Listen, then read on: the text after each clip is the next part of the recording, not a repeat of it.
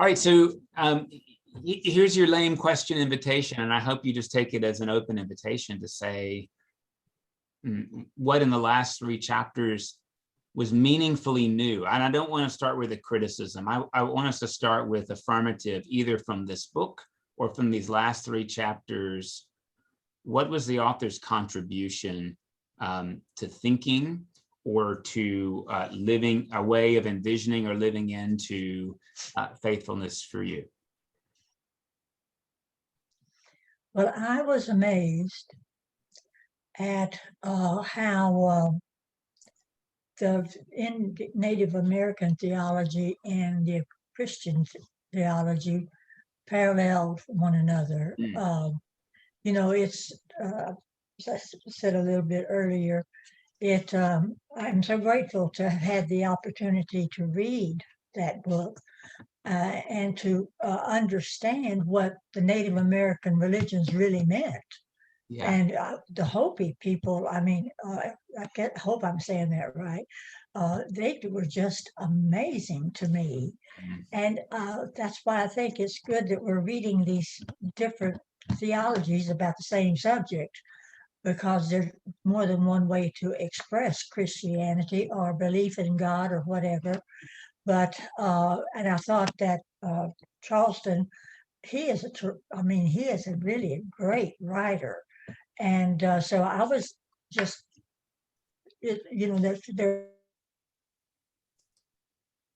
are a few books that few theology books that captured me like his book did. Thank you. Thank you. I really love the emphasis on kinship and how everything is dependent on each other.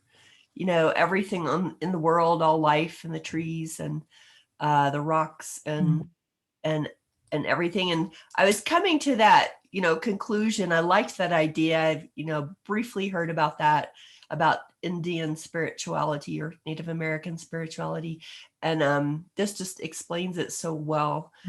And I think, you know, community is such a big thing that is so important in Christianity, but it doesn't seem to be emphasized in American culture. The Native American phrase that ties that together is all my relations. And that encompasses exactly what you were talking about, Rhonda, all my relations. And I'm surprised that, I mean, I'm not surprised that we're not more inclusive. We are a racist nation. So, and we just omit the things that we don't like. You don't pay any attention to them.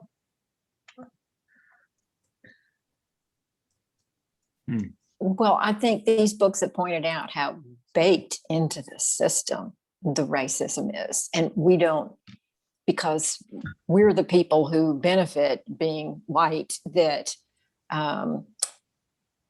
we aren't taught this history.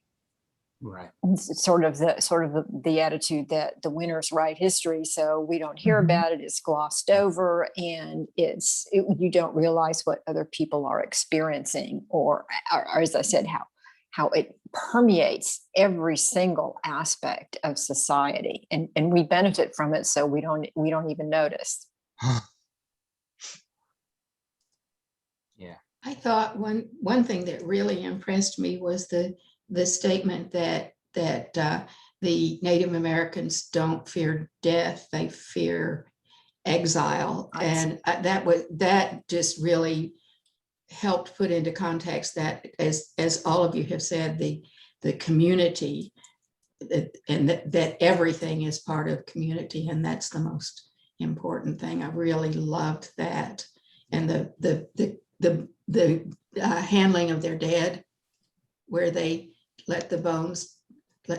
they carry the bones with them until they can have a communal burial, just really spoke volumes to me. We had an Indian burial mound in my hometown in West Virginia where I lived, and it was in the center of town. And it was very impressive, still is.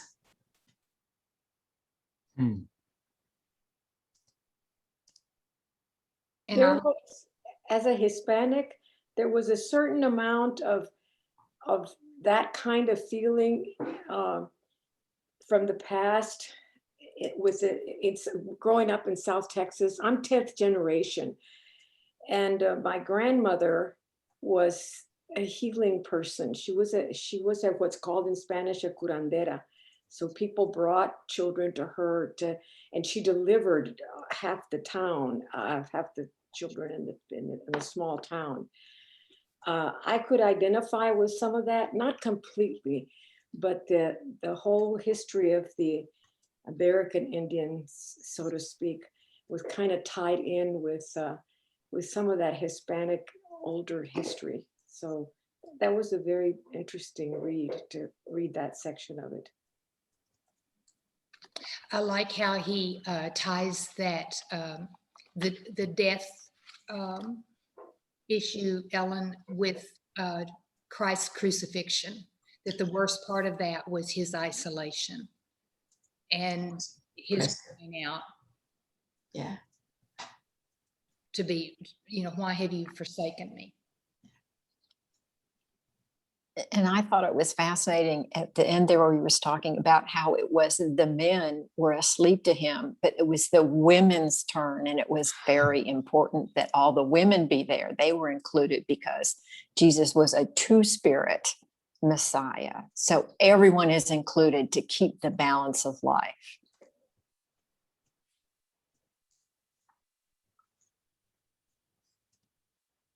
Interesting that even just that little image that the women were at the cross acting as midwives, so different, that concept.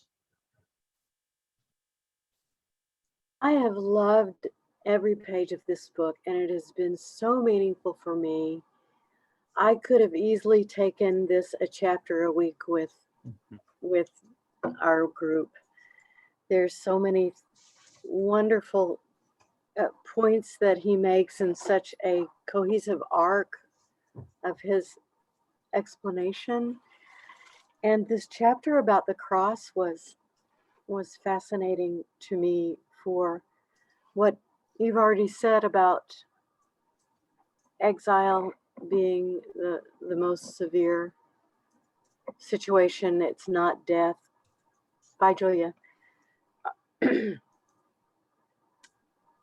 I found that the Sundance really interesting. I had never learned about that in any kind of context. Mm-hmm. And I just found it all a little bit hard to understand.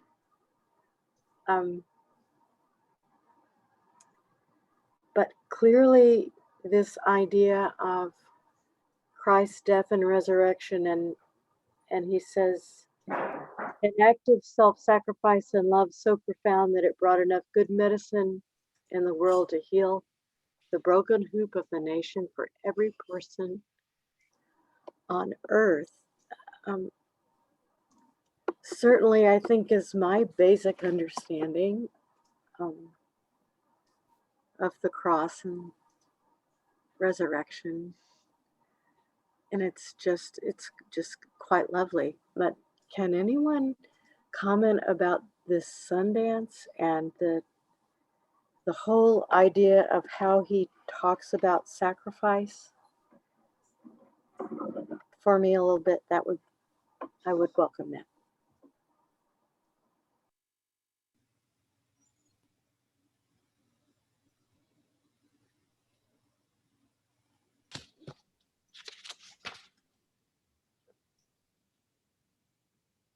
Well, I'm waiting for Darlene to explain this. I don't know that Darlene can explain this. This is the hardest concept for me because I am so not into self-flagellation and suffering, and so it doesn't fit. This is the one concept that doesn't fit for me, but I can see it in their context and that it had meaning to them. And I respect that for them, that it had meaning. So I don't push back on it other than my own personal revulsion about hurting oneself. So I'm sorry, I've failed you all. Well, I think it is one of those things that approach, like in Western culture, we see. It's funny because like we make room, sadly, in Western culture for self-flagellation, but then we look at this and we call it like barbaric. And I think probably what's going on is something like, it isn't for everybody and it's not prescribed. So I think that's really important. I think people choose to do this. And I think the language that he uses is that this is a way of testifying to lament in your own body. And, you know, like if you've read the book of Ezekiel, you probably think that guy was crazy because he laid on his left side for a year and then he laid on his right side, you know, for another 50 days. And he like chopped off his hair and cut a third of it up with a sword and burned a third and scattered a third into the wind. You're like, that guy's nuts. And what he was doing is embodying his own vision. And that guy made it in the Bible. This is really important. And so it's good to say like, hey, that isn't for everybody, but perhaps for some people, being able to physically express lament on behalf of of a larger context is like necessary, particularly if you're like integrated into your body. I think I shared with you a few weeks ago that there's Paulo Coelho talks about, and he's kind of like this, like, I don't know, like kind of pan spiritual guy, but it's interesting to me. He's an interesting author of The Alchemist, talks about how, you know, sometimes we think thoughts that are painful to ourselves and we just gloss over them. And that there is this tradition that when you find a thought that's painful to yourself, that you take your forefinger and poke yourself in the cuticle so that you can realize that you're doing yourself harm. So like you're not causing yourself pain to hurt yourself. You're doing this so that you can experience in your whole being what you're doing to your soul. Mm. Well, and if you think about it too, we have differing ideas of how to express joy and worship in our body. Some denominations think it's really weird that we stand and kneel and sit and we cross ourselves. So that's foreign to them. Yeah. Some of us, like you said the other day, you asked us to raise our hand and said that was very un-Episcopalian. Other denominations do a lot of hand raising and a lot of dancing and wailing. And so it's different body expressions. We embody our joy and our worship as well as our lamenting differently. I think what's interesting about this lament with the Sundance is that it's not isolated. You're not only tied to other people who are co-lamenting with you, but the idea is that you're tied to the axis of the world, right? I mean, that's what he talks about with this tree being the axis on which the whole world turns. So you're, in some ways, you're really expressing your lament as powerfully and wholly with your mouth, with your body, with your spirit as you can, to the Great Spirit, to God, as a community.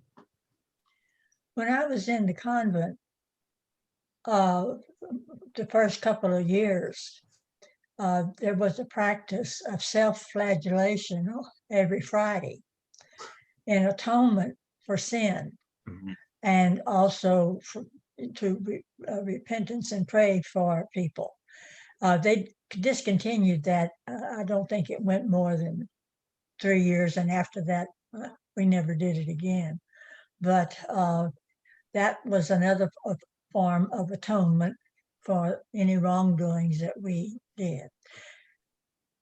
So, and that is also in Christian history in general, because a lot of cloistered communities, a lot of nuns and priests in monasteries and so forth, whether or not they still continue that to this day, I don't know, but that was a part of religious living.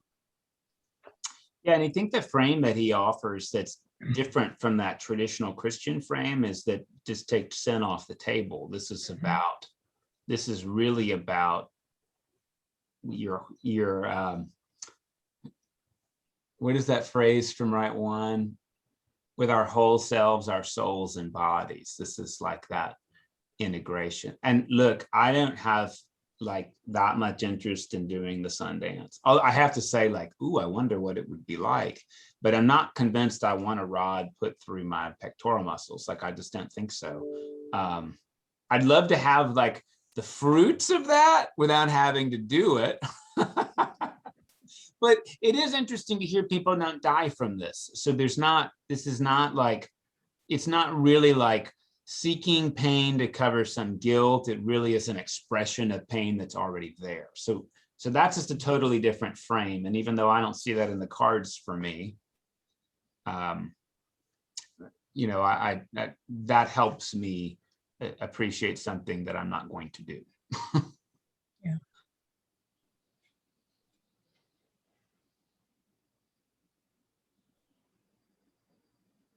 And I don't know if this is like, and look, another thing I'm not going to do is, as a Buddhist monk, set myself on fire to protest the Vietnam War.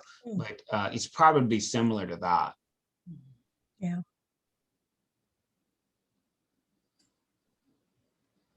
Graciela, please. Meg, I'll speak to everyone, but to Meg as being raised Catholic, do you recall when we go to confession, we would get a penance? Yes. And I don't know if anyone knows that, but we go to confession every Friday, and whatever it was we confessed, we always got a penance, and the penance had to do with prayer. But in my hometown, there were people who did more than just prayer as a penance, depending on what they thought or they knew they had done. I don't know if, Meg, you experienced any of that was more dramatic than just saying 10 Our Fathers, 10 Hail Marys, or maybe an entire rosary after the confession. You know, we had the easy way out: 5 Our Fathers and 3 Hail Marys. Okay, there you go. So yeah, and I had some of that too. So when we were smaller, you know, you weren't expected to be there for the next hour saying a rosary. Did I ever share with y'all when I made my first confession what happened? Oh. I don't think so. Okay, I was about 8 years old, and anyway, my mother took me into St. Pius X over here in Pasadena, where we were living, and I went for religious instruction, and so I was supposed to make my first confession. And so my mother said to me before I went in, she said, "Now, don't you say anything that embarrasses me." And because anyway, so I went in and I said, "Bless me, Father, for I have sinned, And I said, I hit my brother, and then I couldn't think of anything else. And then I said, well, I committed adultery. Well, you could hear the priest howling with laughter all through the church. And so when I went out afterwards and met my mother, she said, that was you, wasn't it?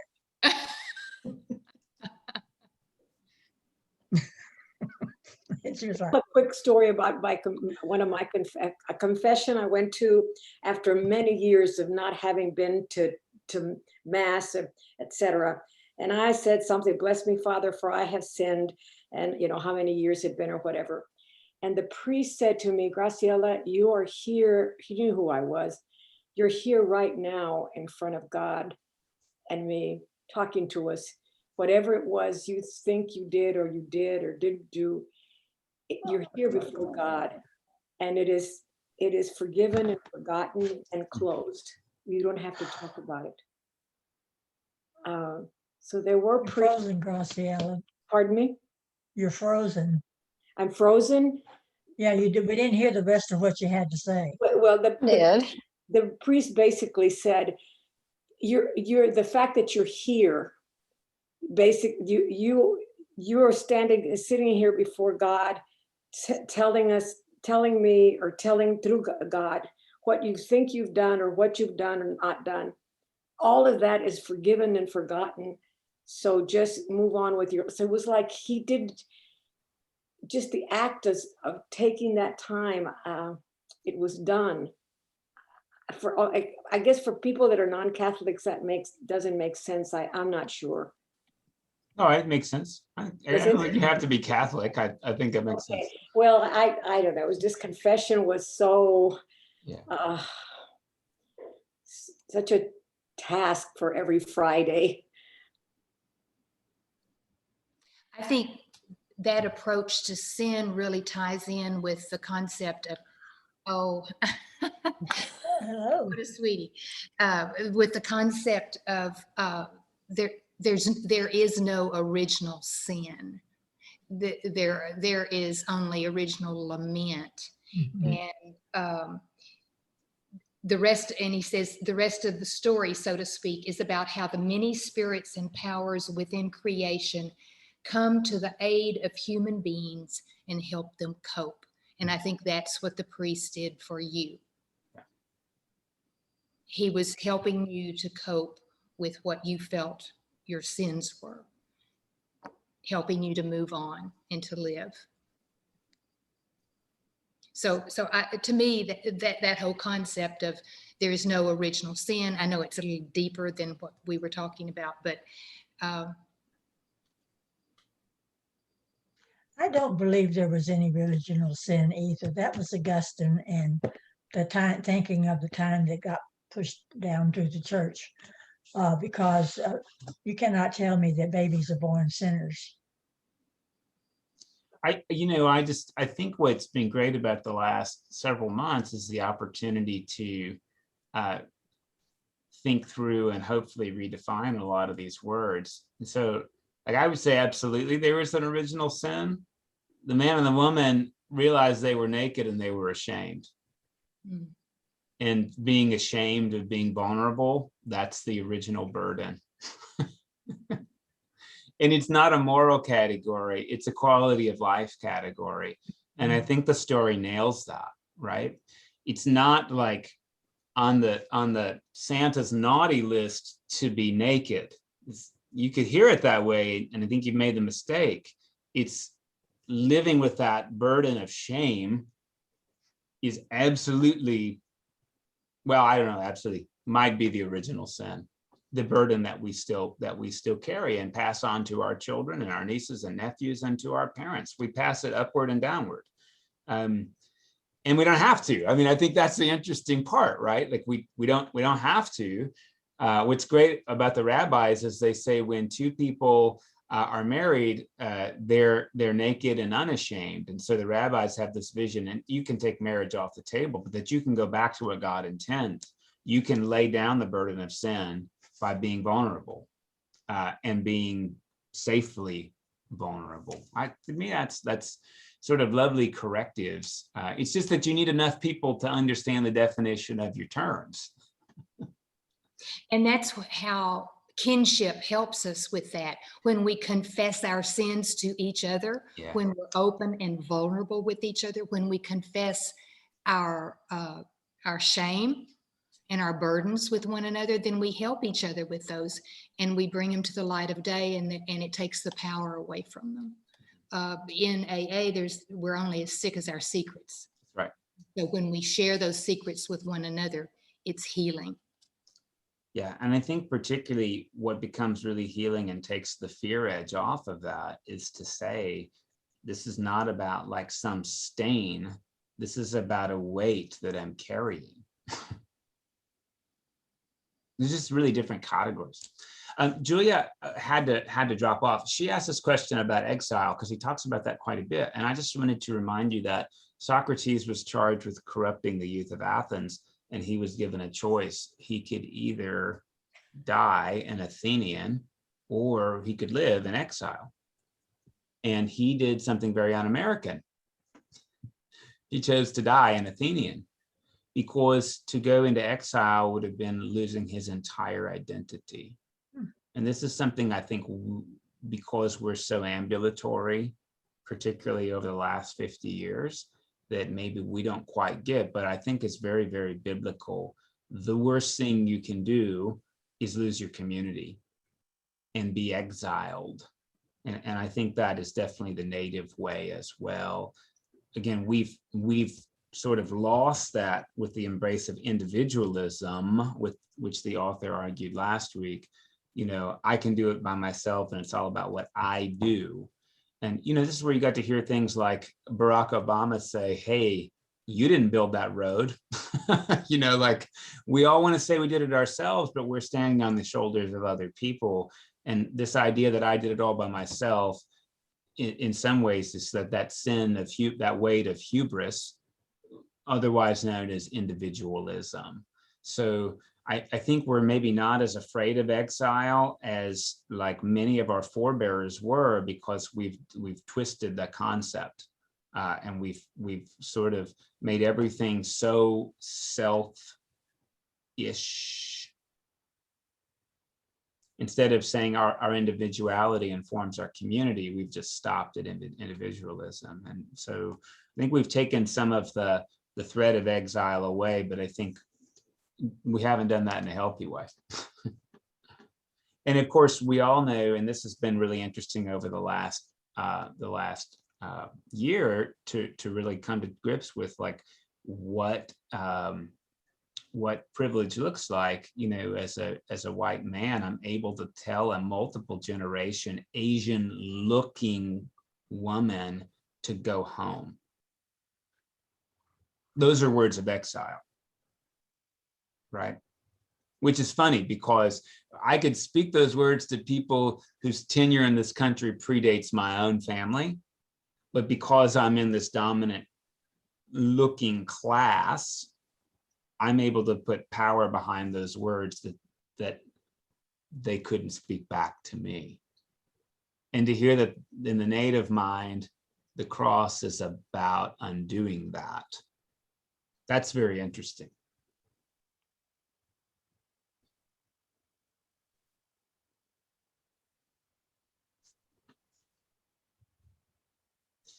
Julia asked another question. She said, you know, it was really tough to hear about the Spaniards, the way they treated the Hopi. And look, I think we can all probably agree, those Spaniard people, they probably thought they were doing God's work. Now, I think they ought to know better, but that's probably what they thought. So her question is like, how do we really know, given that they thought they were right, how do we know when we're misunderstanding or misusing God? And this is a question that like happens all the time. I had it with another family like Monday. One of the questions was like, well, look, I've got these beliefs about love, but like, how do I know I'm right? And this is a really great question. You know, I guess there's two elements, and I find one of them both in Gregory the Great and also in this book, that concepts create idols. Only wonder really knows. So that's Gregory's line. Seems very native to me, actually. But also it seems like one of those criterion that we always have to consider, and this comes back to what Lila asked about sacrifices, like who pays, who has to pay, and who's the beneficiary. So in the Spaniards case, we're going to convert you at the edge of the sword, right? Who's paying the price? Other people, ultimately. When you convert somebody at the point of death, right, you're imposing a price tag on somebody else. And then the question is for whose benefit, right? So it seems like a good theological criterion is like whether or not life is given more abundantly to the larger population or just to a select few. And then whether I am willing to pay or I have to pay or I make somebody else do it.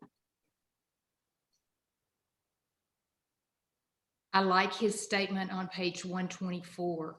The arrogant assumption of any one people that their experience alone contains the truth The religious paranoia that demands total conformity to any one cultural expression of faith is exposed as the opposite of true vision when Yeah. the cloud descends.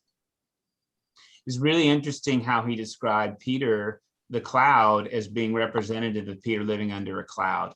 And falling asleep in a garden is like neglecting the beauty that God's created all around you. I mean, these are like really interesting images to think like, oh, there's another plant and I don't like it. You know, it's like really, these are just like really interesting images that I think the author gives us. And, you know, like, again, I have to tell you, when people come to my door and they want me to like pray the sinner's prayer, I bristle because they don't know me. They don't care to know me. They just want me to say the magic words because that's gratifying for them. So I have to pay the price and they're the only one that gets the benefit. That's bad theology. They make me pay for something that they get to enjoy. I don't even get to enjoy it unless I go inflict it on somebody else. And that's called hazing, right? And so,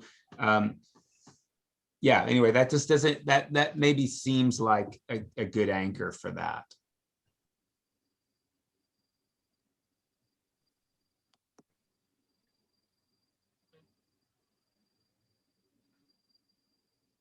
What else stood out for you all?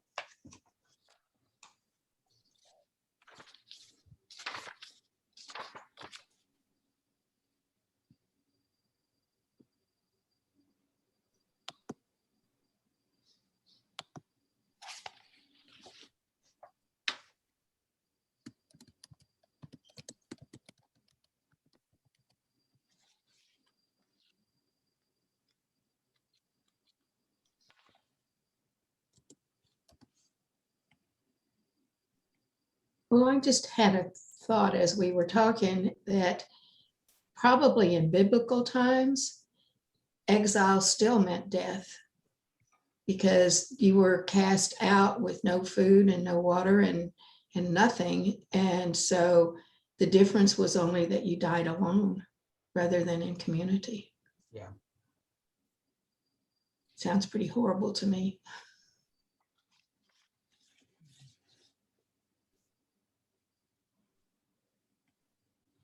It's really interesting, and it's a contemporary issue to say like, hey, well, maybe the president shouldn't be able to receive communion.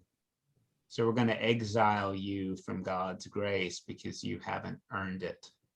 That's a really interesting way of behaving, isn't it? Sadly, we've largely like accepted a lot of that. And I actually would take even the native perspective to task a little bit on this idea that sacrifice is about bartering.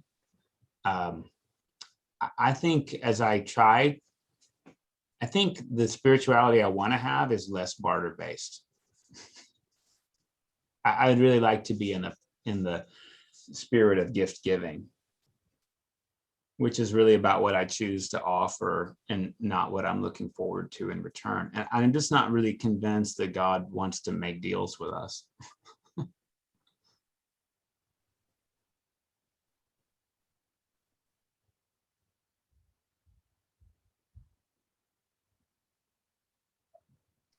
Well, Mike, kind of adding on to that is like saying, on one hand, we say God's grace is available to all, but then I'm going to be the arbiter of who gets to receive it.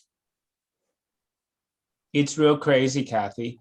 And I don't know, it's really hard to know, like, you know, as a clergy person, you know, like there's standards for things. There's standards, and that's important. Like I'm representing something bigger than myself when I act in like sacramental ways. I get that.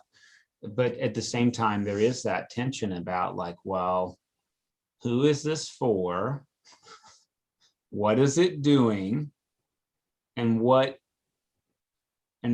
limits do I want to put on it? You know, and so like to say that I don't want to beat the same drum, but hey, communion's for baptized people only. That just, I just can't even understand that.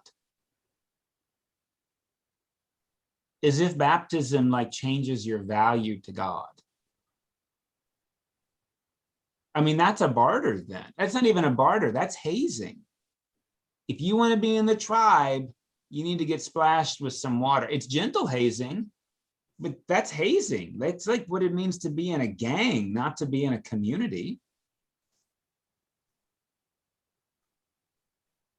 Hey, we want to get married in the church. Well, you have to join the church first. That's like what Sears did with tire sales in the 80s, right? That's like bait and switching. You want a priest to marry you, then you have to like have acceptable faith to me. I mean, that's like incentivizing the wrong thing, isn't it? Like, I don't know. I guess how you uphold standards and grace at the same time seems really tricky. I'll just, go on the wire and say, if you want to get married and you want the church involved, I think the church should make it easy. And if there's nothing to celebrate in your relationship, then I can't celebrate it. Because I'm called the celebrant. If I'm going to officiate your relationship, that seems real sad. I'd like to celebrate it.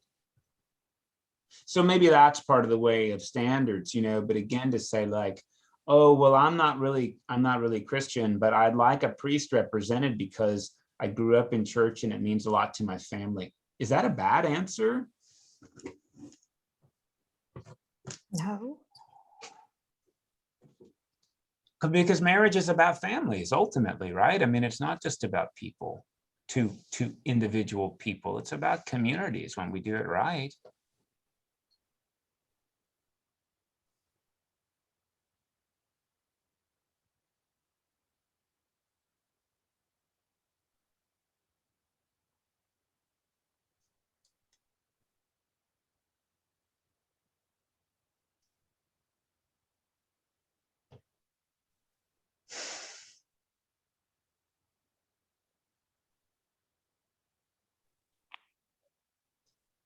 Well, sort of switching topics, I just wanted to reiterate how interesting and how much I love the part that women were so important and the balance. Everything had to be balanced. Mm-hmm. So that was why the women were there, and that the women actually had, in colonial times, actually had more rights and privileges in the Native American societies than they did in the European societies.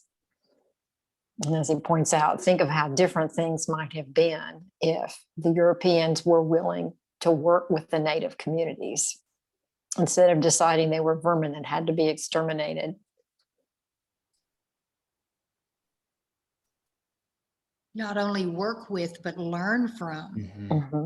We could have blended the good of both cultures.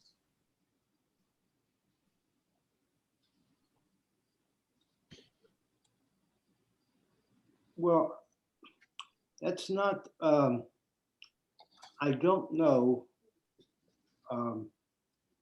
about the women's rights, but certainly a lot of the Native Americans treated their women just like chattel, the way we did too. So I think kind of a broad assumption that Native American women had a lot of rights. I don't think that bears up. It probably has a lot of variability between sovereign nations, otherwise known as tribes. That's probably really fair to say, right? And I think that sort of ties into the way the author talked about in one chapter where the use of the term squaw, they just made assumptions, or it's another way of dehumanizing people. So unless you're a Native American descent, you probably don't know 100% what was going on. Back to the kind of thing where our all the old Westerns that we grew up with, the Indians were horrible, bloodthirsty savages kind of thing, which I'm sure there were some, because people are people, but not every nation was like that, but that's the way they were depicted. It's really funny, right, to think that we don't typically, only recently are people starting to like reconsider crusaders as bloodthirsty savages, right? I mean, only very recently, you know, but again, they were given this like church's approval to indiscriminately kill and also be absolved. And, you know, you think about what kind of personality types that appeals to. So I think it's really fair to say, like, yeah, maybe that does exist. That does exist within particular people of every culture. And recognizing, this is what I think he talks about, like his vision of the cross is that everybody is the same. It's really interesting to think through. I mean, certainly, can you imagine being an inquisitor and torturing somebody on behalf of your faith? I mean, like pulling their toenails out on behalf of the Lord Jesus. That's in our cultural heritage, right? So you can read about what the Comanche did and you can say that's gross, but like that's in our heritage.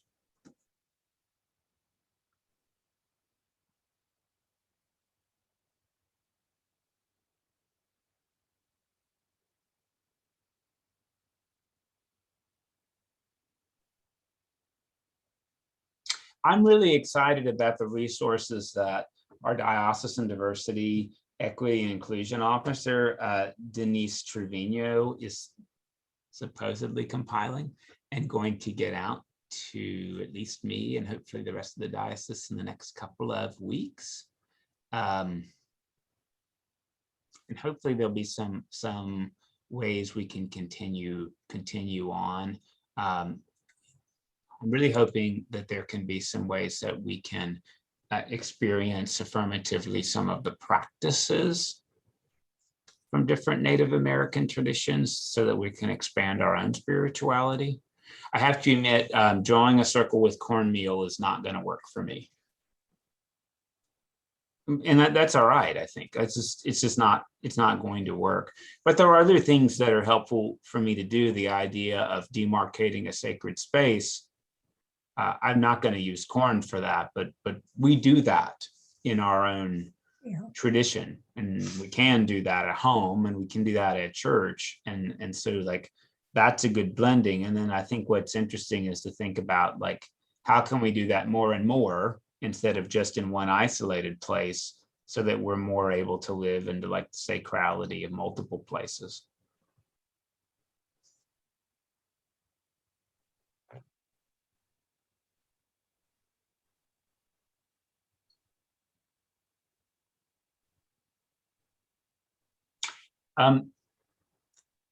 I just want to see if there's any closing thoughts.